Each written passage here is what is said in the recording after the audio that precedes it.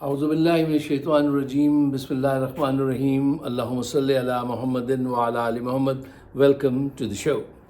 مائی نیم از فائق اظہار حسین صدیقی. صاحبوں، عمران خان نے آج کھل کے دل کی باتیں کی اور سچی باتیں کی.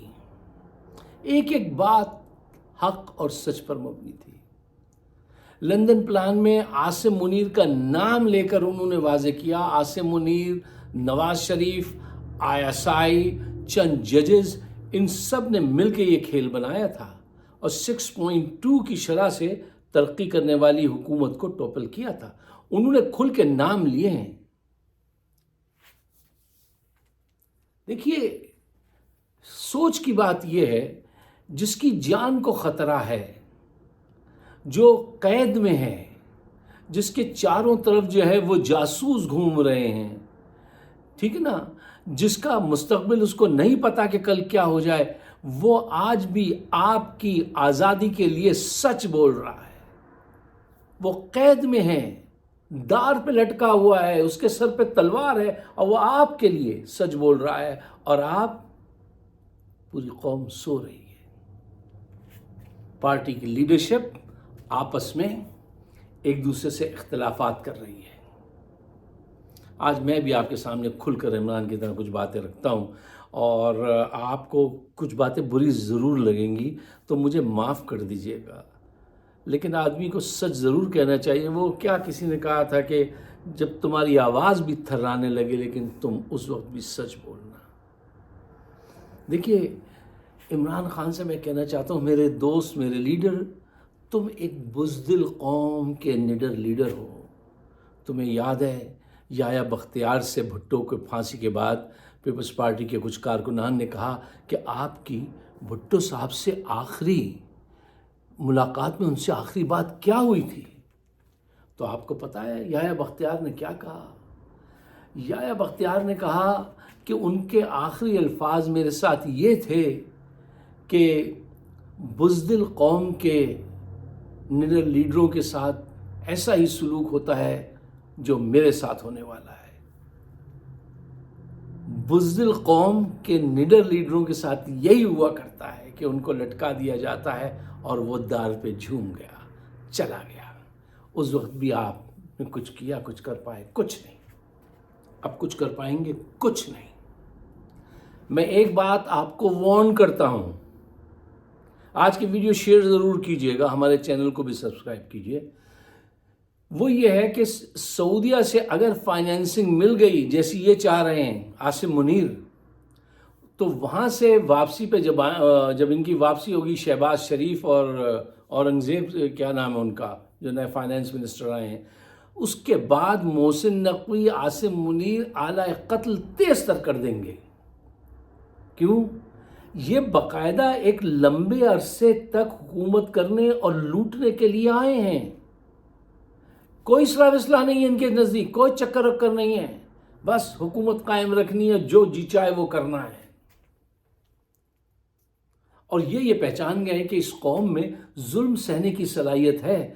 ظلم کو ختم کرنے والے جراثیم ان کے اندر ہیں ہی نہیں. ریولوشن لانے والی، تبدیلی لانے والی کوئی جراثیم اس قوم میں، پورے سب کانٹیننٹ میں نہیں ہے، پورے پاکستان کیا پورے ریجن میں نہیں ہے. مجھے بتائیے ایمانداری کے ساتھ، جنہوں نے تاریخ پڑھی ہے، 1857 کی جنگ آزادی کے بعد سے آپ نے کوئی ایسی کامیاب تحریک دیکھی ہے جس میں لوگوں نے جو ہے بڑھ چڑھ کے حصہ لیا اور ظالم کو پلٹ کے وار کیا، اس کو الٹا دیا ہو، محروم طبقے نے ظالم طبقے کو؟ نہیں. پاکستان کا بننا وہ بھی ایک کانسٹیٹیوشنل تبدیلی تھی، اور اس میں بھی ایمانداری سے. اب کچھ لوگ ناراض ہو جائیں گے جلدی. دیکھیے، ہم منافقت کے طور پہ تو یہ بات کہتے ہیں سب کا حصہ ہے، جھوٹ. اس میں صرف چلو میں مان لیتا ہوں سب کا حصہ ہے. سب سے بڑا حصہ اگر اس میں ہے نا، پاکستان بنانے میں، قربانی دینے میں، تو ایسٹ پنجاب کے لوگوں کا ہے، جن کے کنویں بھر گئے تھے لاشوں سے خواتین کے. اور اس کے بعد یہ یو پی کے لوگ جنہوں نے اپنے جائیدادیں، اپنے گھر بار سب کچھ چھوڑ دیے تھے. ان کے علاوہ سب نے جھنڈا تبدیل کیا تھا کہ آج سے یہ پاکستان ہے. کتنی قربانیاں دی تھیں؟ کسی نے قربانی دی ہے جانوں کی، جیسے ایسٹ پنجاب نے دی تھی؟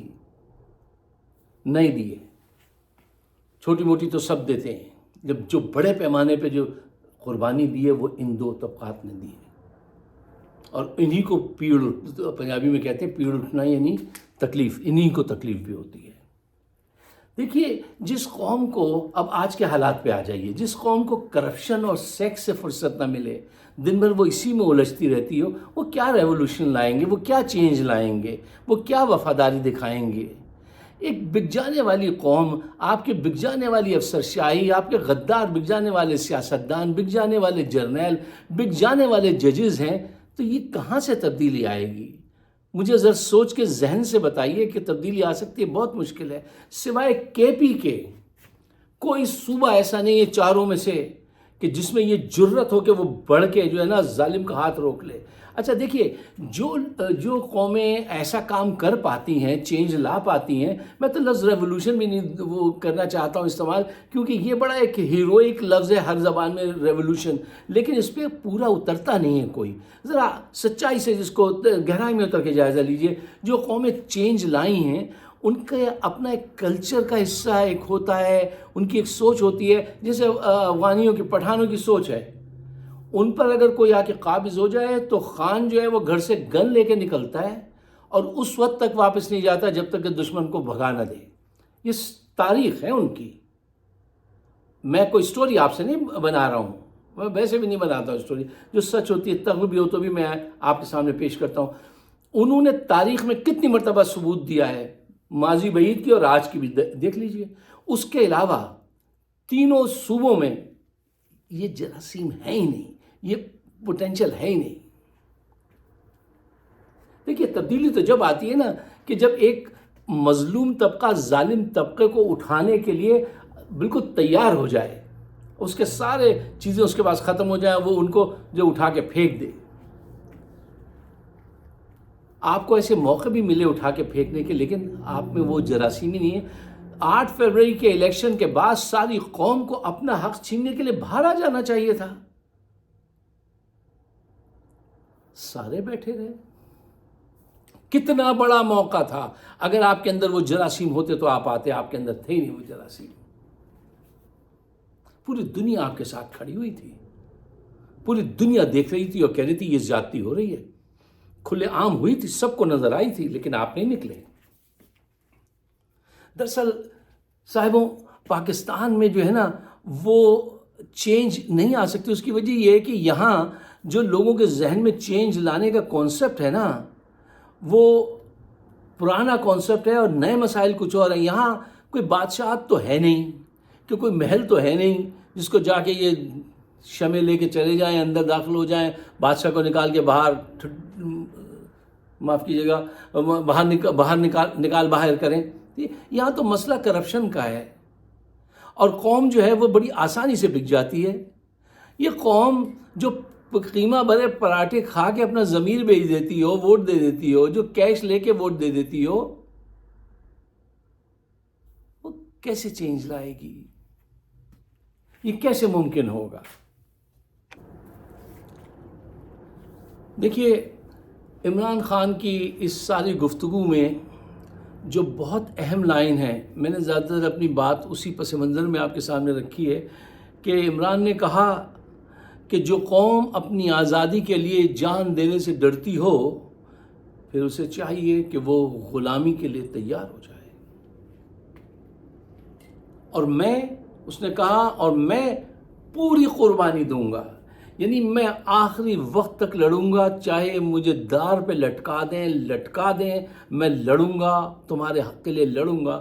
لیکن مجھے شرم آتی ہے یہ کہتے ہوئے، سوچتے ہوئے کہ لیڈر لڑنے کے لیے تیار، لڑ رہا ہے، آج ابھی تک لڑ رہا ہے، اور قوم سو رہی ہے ستو پی کر، کوئی زیادہ فکر نہیں اس کی۔ مطلب میں نے کہا نا پہلے آپ سے کہ 8 مئی کو نکلنا تھا، جب انہوں نے آپ سے الیکشن چھینا، نہیں نکلے۔ 6 ججز کا واقعہ، نہیں نکلے۔ یہ خدا نہ کرے کہ جس دن اس کو ٹانگ دیں گے تو اس کے بعد نکلیں گے ماتم کرتے ہوئے، پھر تھوڑی دیر میں شام غریباں ہوگی، پھر یہ گھروں کو چلے جائیں گے۔ یہ تو تاریخ ہے آپ کی۔ وفا جس نے کی اسی کے ساتھ بے وفائی کرتی ہے یہ قوم۔ بھائی جس سوسائٹی میں یہ نارمل بات ہے کہ وہ کھاندہ ہے تے لاندہ بھی تے ہے، جس کو کرپشن پسند ہو اور اس کو قانون وہ سمجھ قبول کر بیٹھے ہو کہ ہاں بھائی کرپشن ٹھیک ہے، وہ جرنیل کرے یا ججز کریں یا پولیٹیشین کریں، وہ کہتے ہیں ہمیں منظور ہے، ہم ایسے ہی چلتے چلے جائیں گے، یہ ریوڑ ہے چلتا چلا جا رہا ہے۔ ان کے اندر وہ جرمسی نہیں ہے کہ جو اٹھ کر اپنا حق حاصل کر سکیں۔ بڑا خراب دن ہوگا جس دن وہ نہیں ہوگا، اور یہ قوم صدیوں بھٹکے گی اگر اب بھی نہیں نکلی۔ عید کے بعد نکلنا اپنے گھروں سے، اور یہ داغ بے وفائی اپنے چہرے سے دھو ڈالو۔ کب اٹھو گے؟ اب اٹھو، اور کون سا وقت آئے گا؟ ریولوشن یا چینج جو ہوتی ہے، بڑی تبدیلی جو ہوتی ہے، وہ کوئی کسی دن طے کر کے خبرنامے میں 5 بجے کے اناؤنسمنٹ ہوتا ہے اس طرح سے تھوڑی آتی ہے۔ وہ تو اسی طرح سے آتی ہے کہ جب کوئی تم پہ حملہ آور ہو تو تم اپنی طاقت سے اس کو چھینو۔ 8 فروری کا موقع تم نے گنوا دیا نا۔ اب عید کے بعد جو پروگرام ہیں اگر اس میں نہیں نکلے تو سمجھ جائیے گا کہ یہ قوم جو ہے وہ بڑی نکمی پھوٹی کوڑی ہے۔ یہ قوم، قائد اعظم نے بھی کہہ دیا تھا کہ میں جس جیب میں ہاتھ ڈالتا ہوں کھوٹے سکے نکلتے ہیں۔ یہ قوم ہی کھوٹی ہے، اپنا حق ہی نہیں چھیننا جاتی۔ لیڈر چڑھ جائے گا سولی پر اور وہ تو اپنا مقام پا جائے گا، وہ تو صدیوں پڑھایا جائے گا، اس کی یاد صدیوں ان وادیوں میں گونجے گی، لیکن قوم غربت کی چکیوں میں پستی چلی جائے گی، جو آج عاصم منیر اور محسن نقوی کا پلان ہے جس پہ وہ کام کر رہے ہیں اور تم نہیں اٹھ رہے ہو۔ کل جب وہ چلا جائے گا تو کہتے رہیں گے، وہی شاعری کرتے رہیں گے کہ لہو میں بھیگے تمام موسم گواہی دیں گے، وفا کے رستے کے سب مسافر گواہی دیں گے کہ تم کھڑے تھے، کہ تم کھڑے تھے۔ سحر کا سورج گواہی دے گا کہ جب اندھیروں کی کوکھ سے نکلنے والے یہ سوچتے تھے کہ سب مسیحا مر چکے ہیں تو عمران خان تم کھڑے تھے، میرے دوست تم کھڑے تھے۔ اور یہ بد نصیب قوم جو ہے یہ نہیں اٹھی،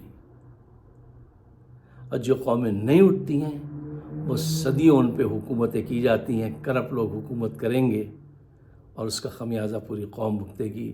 عید کے بعد بھی نہیں نکلے تو پھر تم کبھی نہیں نکلو گے۔